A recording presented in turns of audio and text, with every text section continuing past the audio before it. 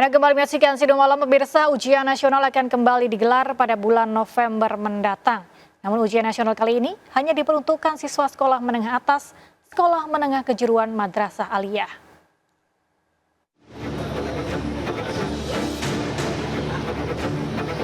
Mendikdasmen berencana akan kembali menggelar ujian nasional pada bulan November 2025. Dalam UN kali ini, pemerintah juga berencana mengganti nama dan mekanisme UN dengan yang baru. Salah satunya adalah pelaksanaan sistem UN yang harus dilaksanakan di sekolah atau madrasah yang telah terakreditasi. Jadi memang kenapa November? Karena yang kelas 12 itu kan nanti dia akan kuliah. Sehingga dengan hasil itu dapat bermanfaat untuk menjadi salah satu pertimbangan bagi perguruan tinggi dalam seleksi nasional masuk perguruan tinggi. Karena itu pelaksananya di bulan November.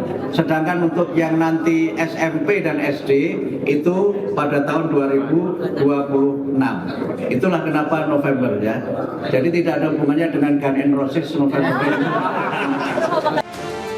Sementara untuk sekolah dasar dan sekolah menengah pertama, pelaksanaannya akan dilakukan mulai tahun 2026.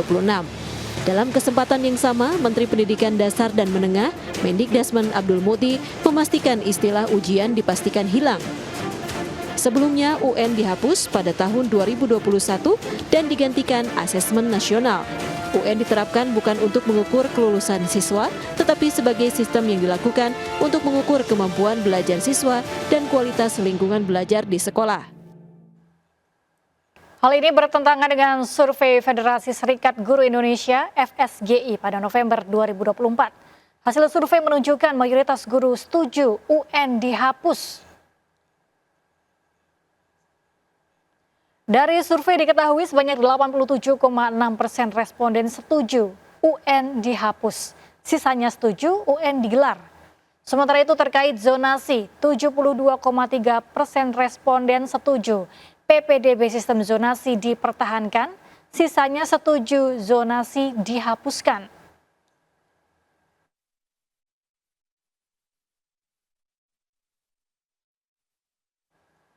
Presiden Prabowo Subianto menggelar sidang Kabinet Paripurna yang salah satunya membahas evaluasi kinerja 100 hari Kabinet Merah Putih.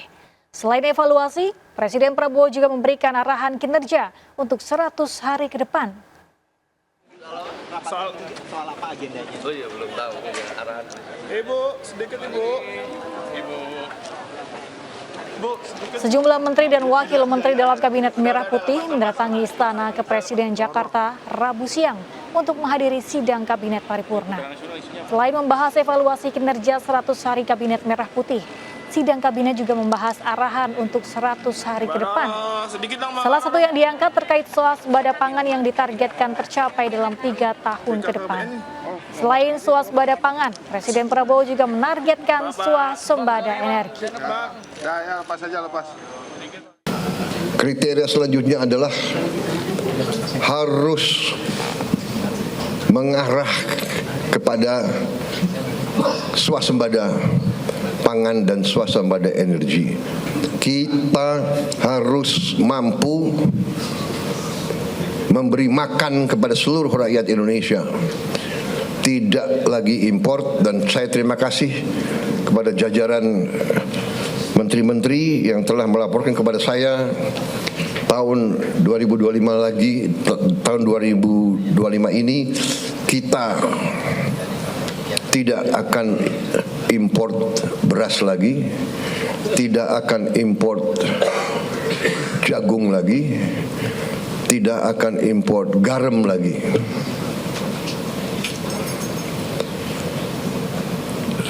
Artinya, target yang saya berikan kepada Kabinet bahwa Indonesia kita harus swasembada pangan dalam waktu 4 tahun.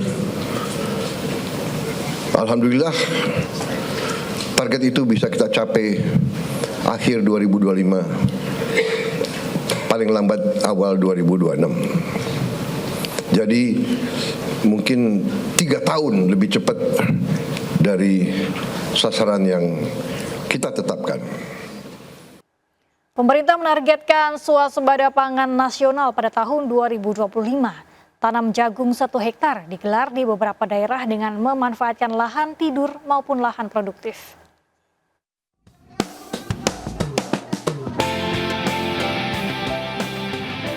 Program gerakan penanaman jagung serentak seluas 1 juta hektar digelar di beberapa wilayah. Hal ini bertujuan mendukung target swasembada pangan nasional pada tahun 2025.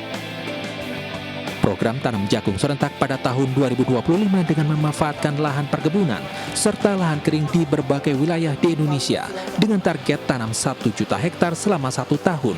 Salah satunya digelar di Subang, Jawa Barat.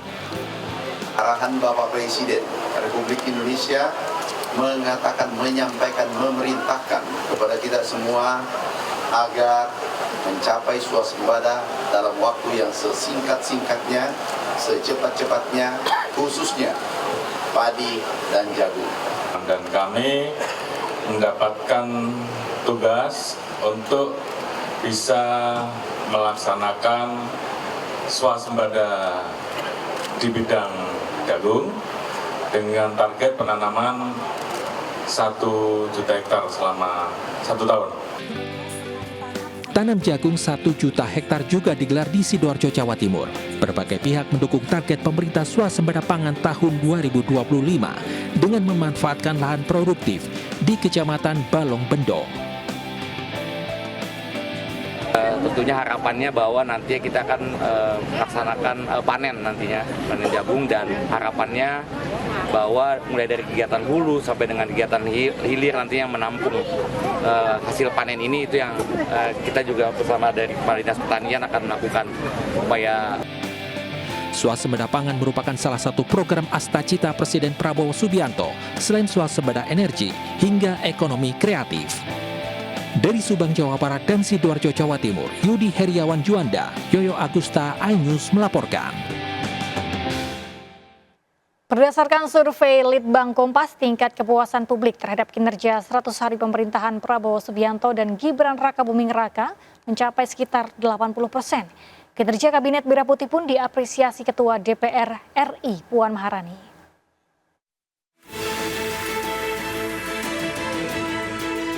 Menandai 100 hari Kabinet Prabowo Gibran, mayoritas masyarakat Indonesia puas dengan kinerja Kabinet.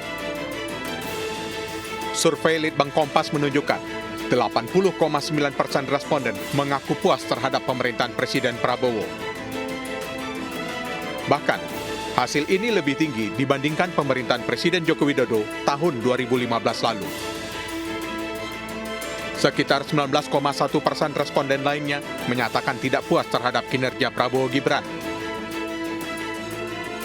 Tak hanya itu, tingkat keyakinan publik terhadap pemerintahan Prabowo Gibran juga tinggi, yakni sekitar 89%. Menanggapi hal itu, Ketua DPR Puan Maharani mengapresiasi 100 hari kinerja pemerintahan Prabowo Gibran. Puan juga meminta pemerintah bekerja lebih keras. Apresiasi kepada pemerintahan Pak Prabowo yang walaupun masih belum 100 hari sudah alhamdulillah mendapatkan apresiasi dari masyarakat.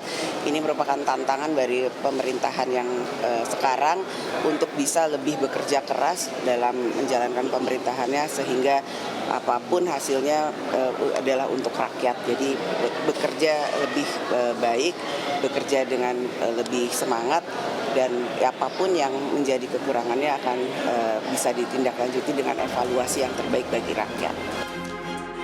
Survei juga menunjukkan tingkat kepuasan masyarakat terhadap bidang politik keamanan mencapai 85,8%. Di bidang kesejahteraan sosial di angka 83,7%, ekonomi 74,5%, dan hukum 72,1%. Komisi 2 DPR dan Kementerian Dalam Negeri sepakat bahwa kepala daerah hasil Pilkada serentak 2024 yang tidak berperkara di Mahkamah Konstitusi akan dilantik pada 6 Februari 2025. dari Perpres 80. Kesepakatan ini diambil dalam rapat kerja Komisi 2 DPR RI bersama Kemendagri, KPU, Bawaslu, dan DKPP hari ini. Nantinya pelantikan kepala daerah yang tidak bersengketa di MK akan dilakukan secara serentak pada 6 Februari 2025. Sementara untuk wilayah yang hasil pilkadanya masih bersengketa di MK, maka pelantikan kepala daerah terpilihnya dilakukan setelah ada putusan dari sidang perselisihan. Adapun perkara perselisihan hasil Pilkada serentak 2024 paling lambat diselesaikan MK pada 15 Maret 2025. Nah, ini jangan sampai nanti ada moral hazard, mutasi-mutasi yang transaksional, yang nggak bagus lah. Nah, sehingga dengan adanya rapat tadi dari KPU, Bawaslu, DKPP, pemerintah, dan saya kira semua fraksi menyampaikan semuanya setuju pada pilihan 2 tahapan serentak, yaitu 6 Februari ya, untuk yang nggak ada sengketa, gubernur, bupati, wali kota, semua dilantik serempak di satu hari yang sama oleh presiden bagi yang tidak ada sengketa, kecuali daerah istimewa Yogyakarta kan gubernurnya memang tidak dilantik gitu. Tapi bupati wali kotanya dilantik di sini. Dan Aceh itu ada undang-undang khusus. Dilantiknya di ibu kota Provinsi Banda Aceh oleh Mendagri atas nama presiden di depan di dalam sidang DPR Aceh, di depan Ketua Majelis Syariah.